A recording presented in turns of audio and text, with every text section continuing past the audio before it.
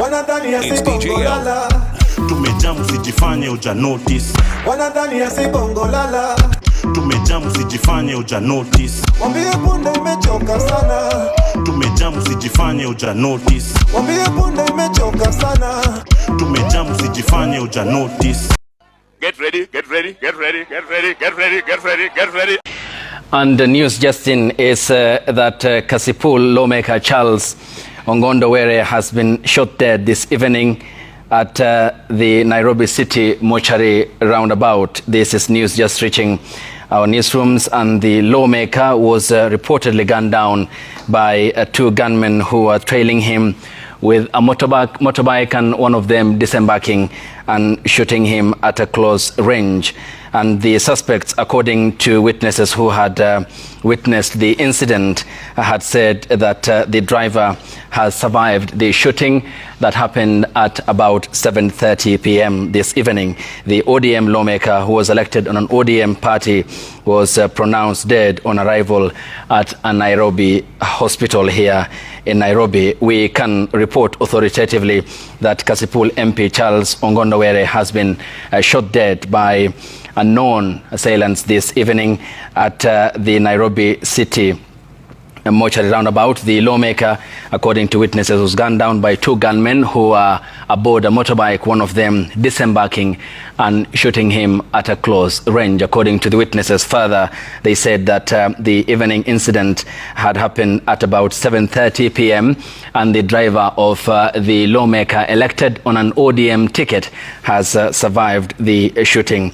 The lawmaker was pronounced dead at a Nairobi hospital when he was rushed there for further medical assessments and the attention he so required at that time. And we have also dispatched our team who will be giving us further details, which remains scanty at this time. And we can also report that the Directorate of Criminal Investigations is proceeding there at the crime scene to gather more information as to the incident that has led to the death of Kasipul MP Ongondowere, who was shot dead by unknown gunmen who are aboard a motorbike, one of them disembarking and shooting him at a close range. He has been pronounced dead upon admission at a Nairobi hospital. Further details in the course of this broadcast.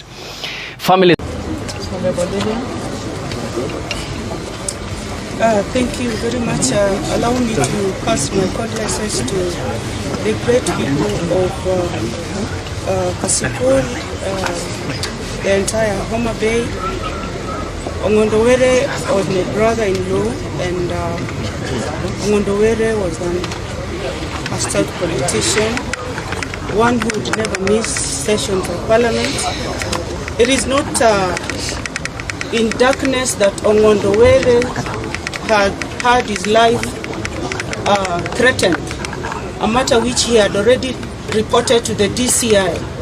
And I want to say this with my eyes strictly on the cameras, that the perpetrator of this particular murder is known. And there is a way of violence that is creeping up in Homa Bay politics that must be tamed by law enforcement authorities. It has ended up ending in a life gone of a member of parliament who is a servant of the people, and I don't think we are ready to lose any more. So how I pray that this matter is going to be conclusively brought to book and we will know who murdered. In other news, Kasipul Member of Parliament Ongondowere has condemned the increasing incidents of violence in his constituency, which he claims are being orchestrated by an external force. According to Were, individuals who are not residents of the area have been disrupting public gatherings. He cited an incident last week in Nyatindo East Kamagak Ward during a funeral ceremony. In the two incidents, the top most security chair did not put any comment, but I'm very happy with what the county commissioner said of the latest attack. Before the latest fracas, I went into a funeral in Godonyango, which after the funeral the road was blocked. I could not pass. Luckily enough, I had the security. The following day, in our funeral in Yatindo, immediately I arrived there before even praying. One of the notorious criminals who comes from Kachin called a boy stated that I will not talk there.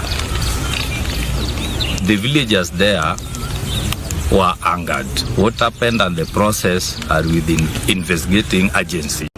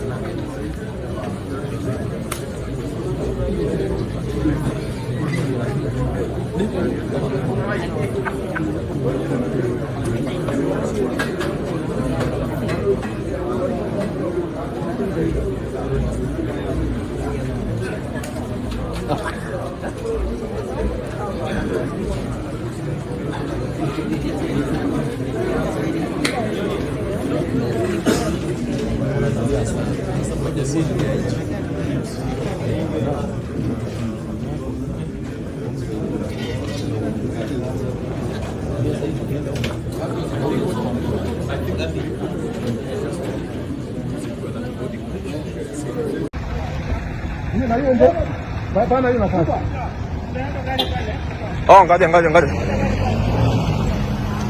Hello, Mosh. Yes. Yeah. So you're coming here for this? Yes. Okay. Okay. Sasa waambie waturuhusu tuingie so that we cover together. This Citizen TV. Sawa. Haya, tuingie pamoja. Amesema tuingie naye. Hakuna kupita hapa. Just wait for the meeting.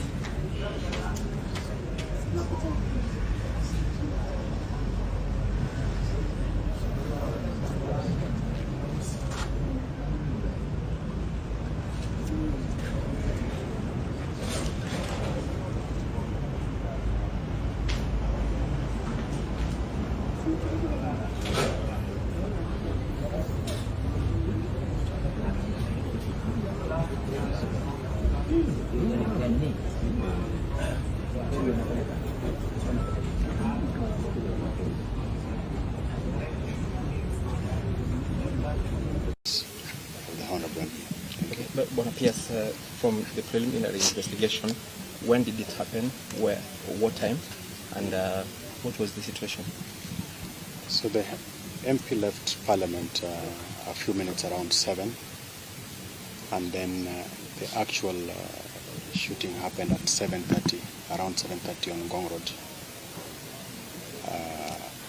by a passenger on a motorcycle. So, of course, we are yet to establish the exact identity of the person. As I've said, investigations is going on. And the driver and the bodyguard brought the late to Nairobi Hospital when this happened. It appears that this assassin or assailant was trailing the car from town. Yeah. The pictures you're seeing right now are the pictures of the vehicle which the Member of Parliament for Kasipul, Ongondo Were, was being driven in, and it is a royal saloon, a Crown Royal Saloon, that he was being driven in by his driver. According to the PS4 interior, he says he was sitting on the passenger seat, the one that you can actually observe, and the assailants just came straight to him through the and walked and shot at him through that window, the one you're seeing right now, and left him dead. I'm told, according to some of the officers we have spoken to right here, about 6 shots or 6 rounds were shot. Some of them were actually aimed at him, and the 2 people who are on board this car, the driver and of course the bodyguard, were not hurt. And these are some of his documents. You can see there's a paper there where it is a parliamentary paper. He was in Parliament up to around 7 p.m. Where he was actually seated alongside one of the members of Parliament, Ivo Bara, a member of Parliament who is just from the neighboring constituency where the member of Parliament was coming from. And of course, he was attacked. It was something that happened in a very abrupt, rather quick, in a quick succession, because he wasn't in traffic. According to some of the eyewitnesses we have spoken to, he was taking a turn at the roundabout, at the city mortuary roundabout, heading back to Valley Road, where he was actually accosted by the assailants who fired some rounds.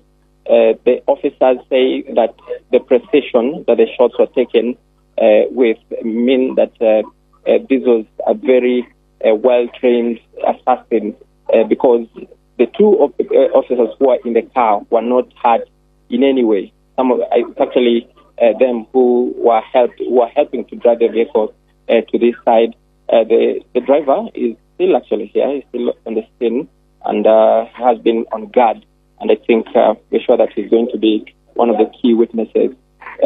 He's the one you can see on the pictures right now.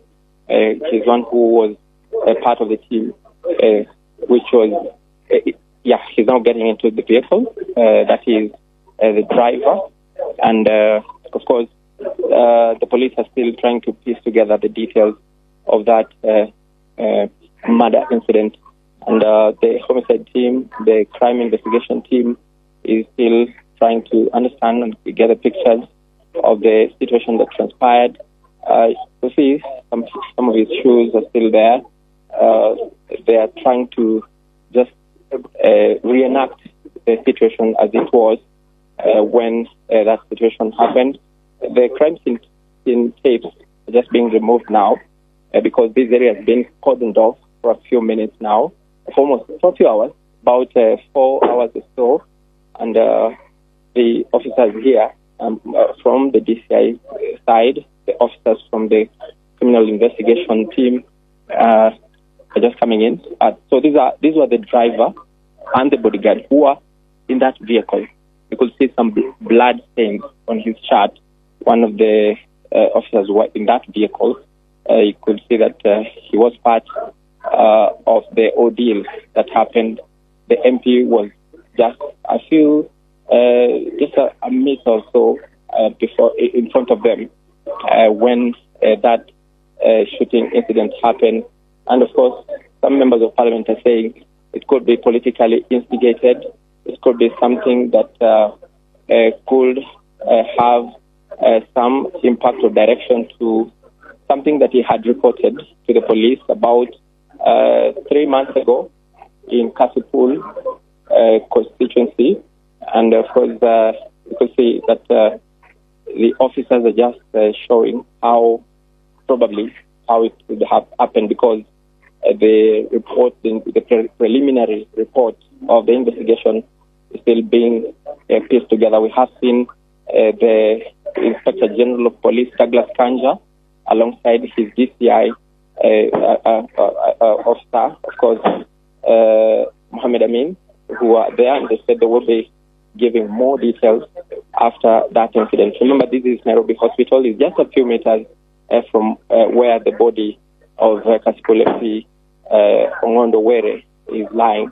And this vehicle was driven straight here after that incident. And of course, that is Winnie Odinga, the daughter of the former Prime Minister Raila Odinga. And she's asking questions why these officers are coming into the vehicle, which is still part of the investigation team, something that is still being investigated. But we had seen already some of the officers take some samples of what may have happened.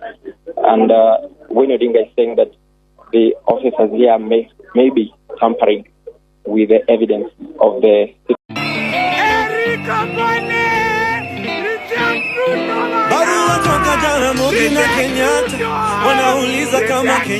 Top 3 most hated presidents in the world. Number 3 is William Ruto of Kenya. Now, I put him on my list of most feared presidents, and many Kenyans have reached out and said, no, let me correct you, Jacob. He isn't feared. He's just hated because he's a fucker. Okay? He's a terrible human being, suppressing all the bad media from Kenya about him so that he looks like he's this good person to the rest of the world. Most of the rest of the world doesn't even know who he is, but he is a corrupt, terrible, terrible person. He's been accused of offing protesters and kidnapping them from a June 25th protest.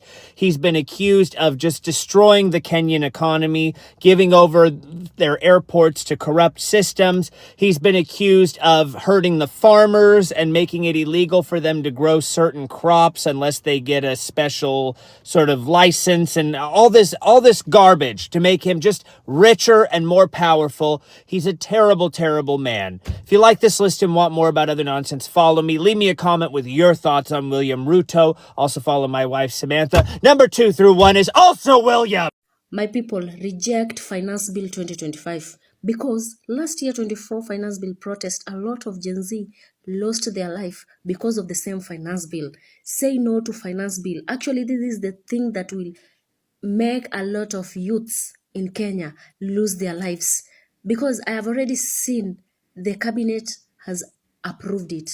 And this is what they did last year without public participation, and Kenyans ended up to the street and a lot of them were killed. These politicians, this Kenya Kwisha government, it's a politician pleaser. It doesn't value the life of Kenyans who are hustling hard to pay the taxes and everything. It only values the life of the people who already have it. And if you didn't know, finance bill ya this year ndio kali hata kushinda ya last year. And to the young couples, wenye utazaa, you will be taxed kuleta kiumbe kipya kwa hii dunia, the neonatal tax. You can imagine. Siku rahisi, I'm telling you. Anyway, cabinet isha approve. Taingia bunge. Yeah, huko waweke tick, because matrilioni huwa zinaingia kwa mifuko yao, sio wewe. Hasela. Aluta. Sisi tuko tu. Hi wa Kenya. Sasa this is a Syrian youth. Huyu dem ako 19 years. Youth representative wa Syria. Hapa Kenya mumekewa youth representative is an 81 years old Muguka. Ndiye ana represent. Alafu niambie, ati mimi ndio niseme. Sijui. Ati nabebana na bendera hapa, ati Ruto 10 tena, ati baba serikali kodani. Wewe ni umbu wa nini? Kiongozi wa Kenya Kwanza ni nani? Ni Ruto. Kwa hivyo shetani katika hii Kenya ni nani? Ni Ruto. Na ueleze mpaka jirani yako, ueleze mtoto wako, ueleze mjukuu wako aelewe kwamba shetani wa Kenya ni nani? Ni Ruto. Kwa hivyo kila siku asubuhi ukiamka unasema ashindwe. Na vitu zina happen in country ikifika 2027 na uko 18 plus tukupate bila kura. Ai! Utatuambia unaishi wapi? Utatuambia unataka nani apeleke Ruto nyumbani? Huyu Ruto mumwambie tumechoka naye. Kama inatakana tubadilishe katiba ni kupunguza miaka ya Ruto, sio kuongeza atifike 7. We cannot wait to get an opportunity kutuma huyu mtu nyumbani kwa sababu kazi imemshinda. Ruto tunataka kwanza kupunguza term yake. Kama ingewezekana hii mwaka ingeisha kama huyu mtu amekaa kwa kiti. Aende nyumbani, kazi imemshinda. You like me, why them a fight me? You like me, chewing a bone with a bite.